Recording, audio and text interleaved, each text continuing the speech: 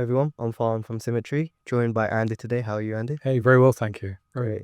Andy, could you give a bit of a background within cybersecurity and your role at Cortida? Yeah, absolutely. So I'm the CEO and founder of Cortida Limited. We're a specialist cybersecurity consulting company. We operate across the UK, into the Channel Islands, Europe, across the Middle East, and and into North America. My role is that I'm very focused on helping organizations to understand their cybersecurity risk, devise appropriate plans, and help them achieve those plans. In the case of incidents, we help organizations prepare for cyber attack and to increase their defenses, and we help them post-event to mitigate or contain and mitigate threats. Sure. We've seen a lot of recent attacks recently, the Co-op, M&S, really big retail outlets. What are some main takeaways you've gauged from these attacks? Yeah, it's terrifying, really, isn't it? There's been this sort of huge uptick in retail attacks that we see at the moment. In fact, we talked about a couple there, but there's also Harrods. We saw Adidas recently, I think Victoria's Secrets, and then I think this morning we've also heard of Cartier who have been attacked. So um, some noticeable points really from there is that the ransomware is very significant at the moment, and in fact, we see this in the industry as well, or in the AECO industry right now. But also the use of third parties, so attempting to compromise organizations through perhaps trusted partnerships. Those are very significant things. So understanding the security posture of yourself and also your third parties or your critical third parties is really important right now. Sure. Those attacks, the headline attacks, they've happened outside of the AECO sector. But why should organizations within the AECO sector still look at them as potential threats or something to even just look at?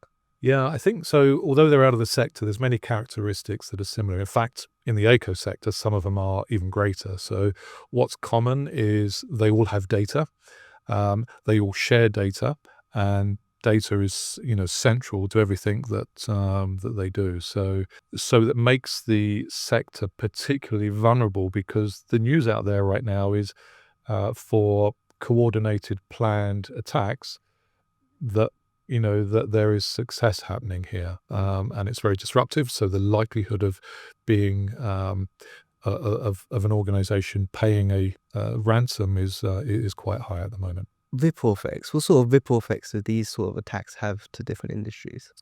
Yeah, so the ripple effects can span out firstly over 3 years. So about two-thirds, 60% of the impact of a cyber incident can occur in the first year, and then in years 2 and 3, we see, punitive damages, from fines, from regulators. We see greater customer attrition as contracts expire and people don't renew.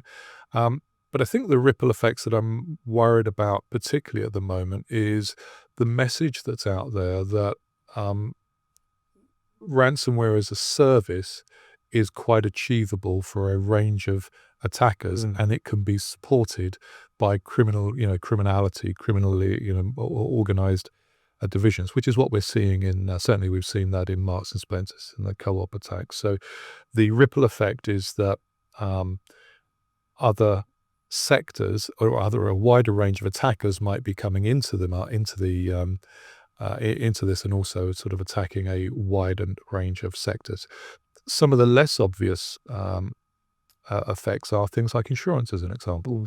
Will we be able to get insurance next year? Will the cost of insurance premiums harden? Will there be less insurers available to insure our businesses for cyber next year? Another example might be organizations. What do organizations have to do to recoup the costs? So when we talk about and think about Marks and Spencer's, the suggestion here is that the likely cost is going to be in the order about 300 million, which will be about 50% of their typical profit. And how are they going to recoup that? Will the ripple effect result in redundancies, in layoffs, in restructuring, in other disruptive types of activities within the organizations Sure. as well. Now let's talk about cybersecurity within the AECO sector. Would you say we're more or less vulnerable than any other sector, or just as much vulnerable? Well, you're definitely as vulnerable, and possibly more. So definitely as vulnerable because the factors of being data centric and having lots of supply chain partners and needing lots of supply chain partners in this space remains true. I think there has another contributory factor that might make it a little bit worse, which is I think that many of the organizations are smaller businesses in the sector. And as a result of that, I suspect the investment in monitoring capabilities, as an example, and response capabilities is smaller in our sector for many than many other sectors. Okay. A little bit about prep now. What does a good, solid incident response plan look like today? So I think before we start writing an incident response plan, there's a couple of things that I think are really important for all organizations. That is, you've got to know what you're protecting, because when you know what you're protecting and you know who might want it to attack you, you can build the appropriate security defenses within your organizations. And when they fail, or if they fail, and we're left with what do we do now? Well, we need a solid incident response plan. And that incident response plan needs to be documented. It needs to be available when it's called upon. No point it being just available in a digital format if the digital systems that support it aren't available. Similarly, it's no good if it's in a paper format in a building that nobody can get into. So definitely having a plan, having it available in the right formats for the right locations are really important factors. I think the other factors, if I think of a table of contents for what I might put into a good incident response plan, well, I think that I would want to see definitions of roles and responsibilities. So in the event of an incident, we know what we're doing, we know who's doing it, we know what the limits and the authorities are. So we haven't got lots of people saying things or doing things that they shouldn't be. Another factor is we need a way of classifying the severity of an incident. We don't want the whole company stopping work for something that's quite small. Yeah. Similarly speaking, we don't want one person stopping work and focusing when the building's on fire and burning down around us from a ransomware attack, right? So aligning roles and responsibilities to impact and criticality is really important. The other thing is knowing and having agreements around those criticalities about who must be involved from outside of the organization. So in a critical incident, should an organization mandate the use of a digital forensics organizations, communications specialists, disaster specialists? So, and the answer to these is probably yes, but do we need those in a low or medium graded incident? Probably not. So having, again, not just responsibilities, but also external responsibilities defined as well, and having those arrangements in place so when you need them, they're available to call upon, perhaps through retainers as an example, is really useful. What else should go into your plan? Well, how you're going to contain an incident and how you're going to mitigate it, how we're going to stop it spreading, and that for different types of attacks, because it could be that we need a different approach for a different type of attack, but that's okay.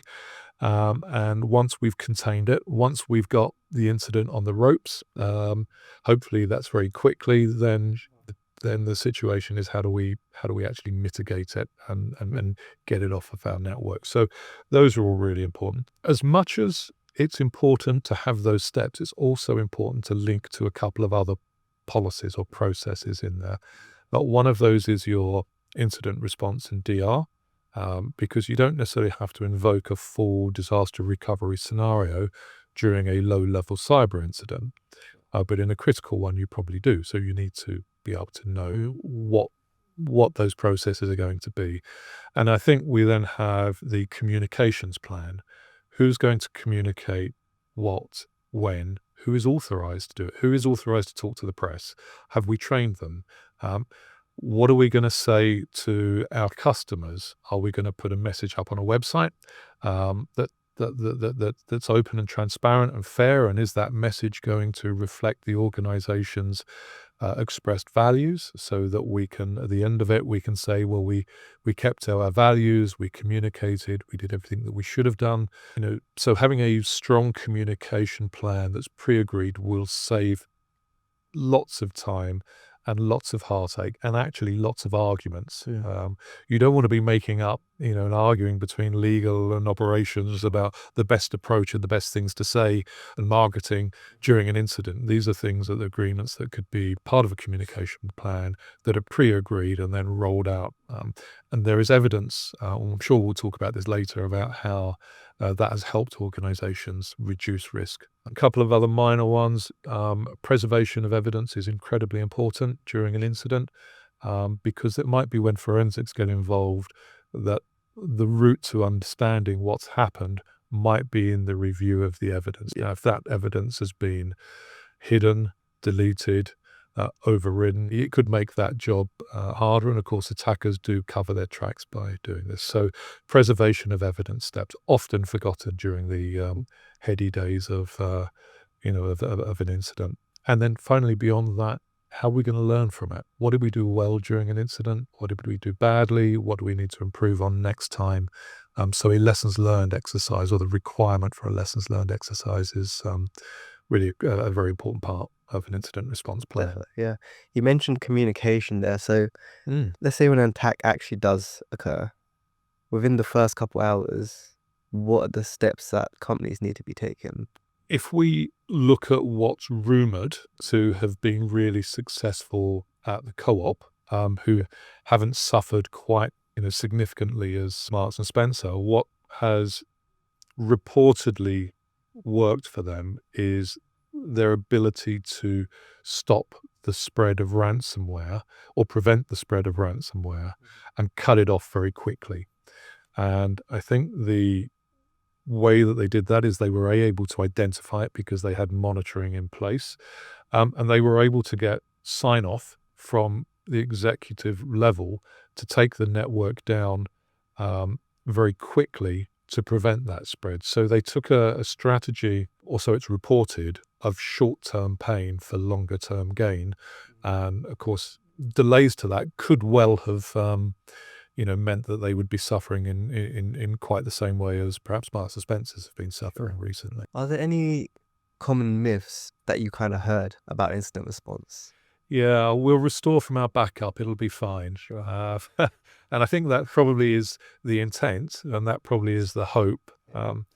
But surprisingly, it's not always possible. And, it'll come as no surprise that attackers will be in the network longer than you realize that they're there. And part of their success strategy is to remove the ability to restore from backup. So if they can get to the backup, maybe they can delete it, or maybe they can corrupt it. Having what we call immutable backups that are off network, that can be relied upon when called upon, is a significant way of reducing the impact of an attack, particularly a ransomware attack. So you've worked in various of industries. Without naming names, can you mention a time where prep really made a difference in response and recovery? Yeah, I think we can hint at it with the co-op, because the fact that they were able to get sign-off on bringing the network down quite so quickly suggests to me that this is a rehearsed scenario. And we saw a very similar scenario in a UK council in the north of the country, who headed off a very significant ransomware attack as well, because they monitored efficiently, they identified quickly as a result of that, and then they responded to isolate. So isolating networks and parts of networks is a really critical response. So I think it's preparedness. I think the preparedness is about during an incident not being the first time that you've read and digested the contents of Yeah. the plan. It's about having rehearsed it, having agreed it, having ironed out through in-house workshops and desktop exercises, that when these sticky questions come up, that you already know the answers because they've been practiced and you've worked through them. Very good way of reducing your likelihood of. Yeah. Speaking of preparedness, are there any incidents where companies that think they're prepared get kind of a cyber threat that they didn't anticipate? Yeah, I think one of the real challenges for IT teams is, the use of cloud computing and the affordability of cloud computing. So we've seen organizations move systems to the web because of the low cost of computing compared to many years ago when you had to go to IT and you had to commission a server and you had to commission some software and you very much needed their buy-in to get systems on the way. I think that today it's very easy for shadow IT to be introduced into an organization, well-meaning without doubt, but perhaps bypassing security. So maybe, if we can buy an HR system and put all our personnel data in the cloud, we can, we might have a hook into our personal data there. So I think that the use of shadow IT, has been a bit of a challenge for organizations because there are things happening that they become blindsided by because they don't know the data's there. They don't know this information's or systems are out there sometimes because they've just not been involved as they should have been in part of the decision process. The other part that I think is worth raising is the increase in insider threats. We might all be looking outside for externally, motivate or maliciously motivated attackers, but sometimes those attacks might come from inside. Sometimes they're malicious, of course. Sometimes they're accidental, and well-meaning from well-meaning employees. Certainly, many a time I've heard or I'm aware of response teams being blindsided by the fact that something has already happened or it's happened from within the business rather than from outside of the business through a lack of process control. A lot of companies out there, they don't have in-house cyber teams. What's some key takeaways that you would give them that they need to put into their company? You can't build an appropriate security posture if you haven't evaluated the risk that you have. I think assessing, getting help to assess your risk and define an appropriate security posture is a really, really important starting place. Now, smaller organizations might struggle to do that sometimes, just by the sheer case that smaller organizations don't have people in dedicated roles looking at risk compliance, governance, and penetration testers and incident responders. They have a lot of hardworking people who are wearing many hats. So I think getting help to work out what you're protecting, building an appropriate security posture, getting help to arrive at that destination, and then having the right monitoring capability in place so that when you're under attack, rather, and being able to give you at least the chance of heading off an attack before it becomes too serious.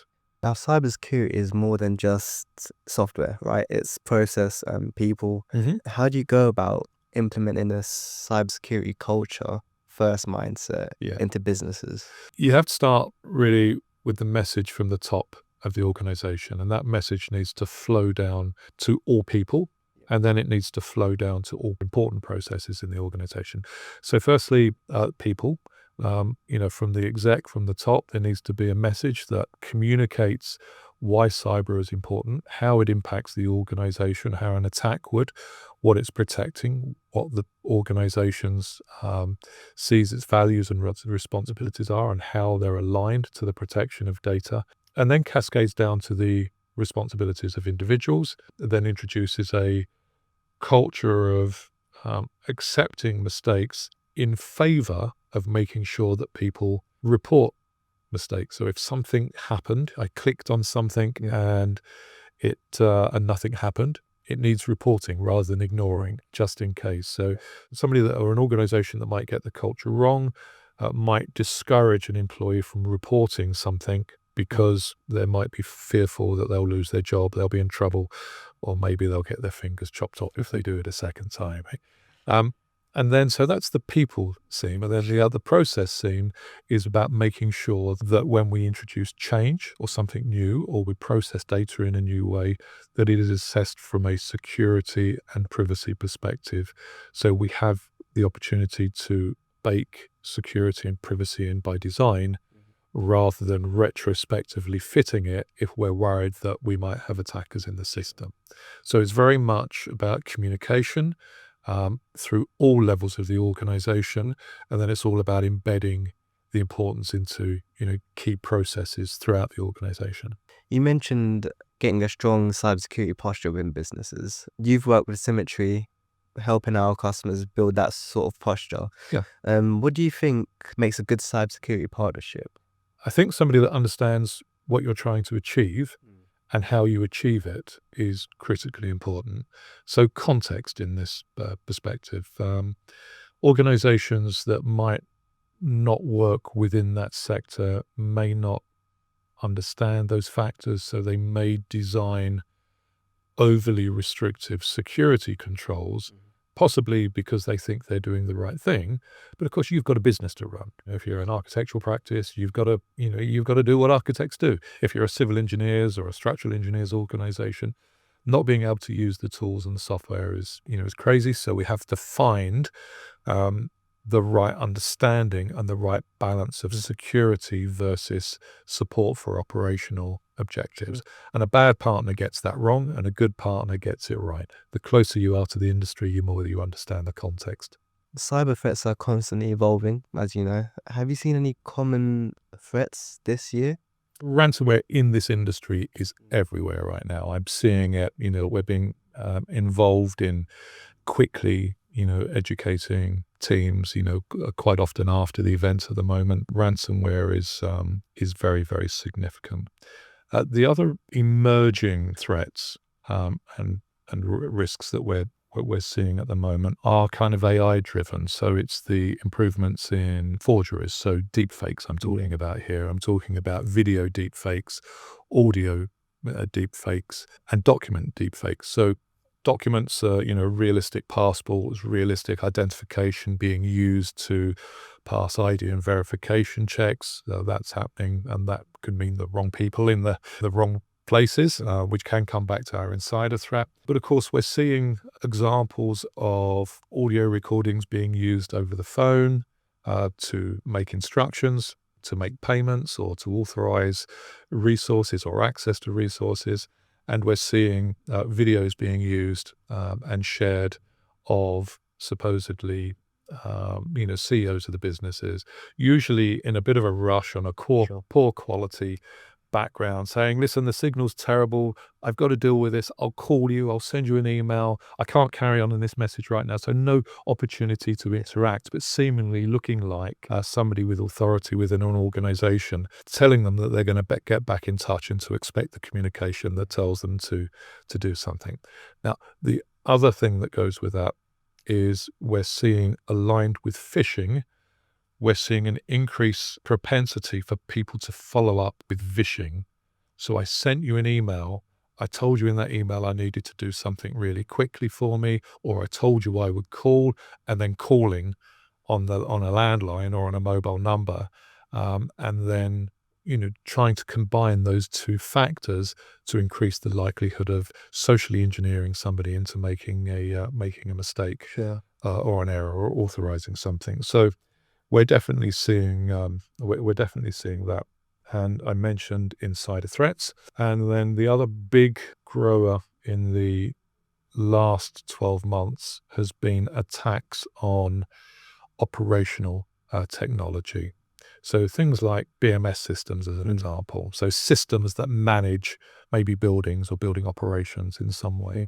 And OT managers are reporting as many as 6 sort of attempts a year now for attacks on operational technology, as opposed to informational technology systems. So anything that can be automated, something that has a process that drives another activity somewhere, starting to be attacked with a lot more rigor at the moment. Again, if we can make them unavailable, there's a chance, an increased likelihood of that. So we see the monetization process going from we've got your data, we're going to sell it, or we're going to commit fraud with it on the data subject, but going into, well, let's hold them at ransom. It's probably covered by cyber insurance, or it might be covered by cyber insurance. And it's now easy through these platforms. Those are probably the trends, the key trends I'm seeing at the moment. You mentioned the deep fakes. You showed a live demonstration of that, didn't you, at the BIM Summit? It surprised me how accurate that was. Yeah, it's scary. Scary Yeah, it's humorous sometimes, but there's a very serious undertone to this. Because, but it's I think the example that we showed, we spent I think we spent $19 creating a deep fake that sent an instruction from a senior leader who was seemingly at an airport, because the £11 or £11 that we spent was on an audio track of an airport in the background, telling somebody in a mad panic that something needed paying because somebody was going to walk off site, and they would follow up with a call. And it sounded, for all intents and purposes, like the person that we had impersonated. And the reality is that the audio clip came from me recording a 12 or 15-second clip in WhatsApp audio. If you'd like to watch that clip, it's on our Symetri YouTube channel at the BIM Summit. Yeah, it's a really good clip. Closing it off now, what's one piece of advice you'd give to IT leaders, business managers, business owners that they should look out for if they feel like they're not doing enough cyber-wise? For me, knowing this industry, it's about taking advice.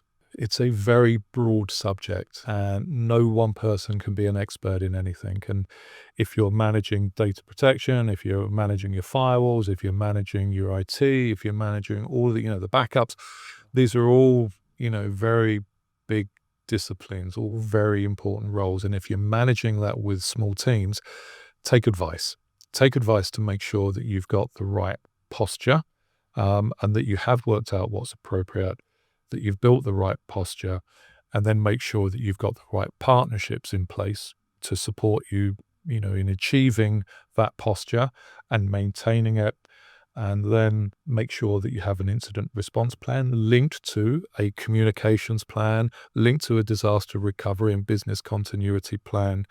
And then I think finally make sure that you test it. Well, there'll be few things that pay you as much dividend as having a plan and testing it and preparing yourself to respond to an attack in a rehearsed situation rather than in a live situation. Great, perfect. Thank you, Andy, for that. That was really good. You're very welcome. Thank you. Cheers.